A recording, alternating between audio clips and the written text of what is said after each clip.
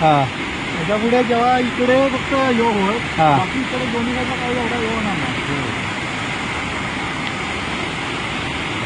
गेल्याची इकडनं घोट पडायचो आता ह्या इकडं जास्त पडलं.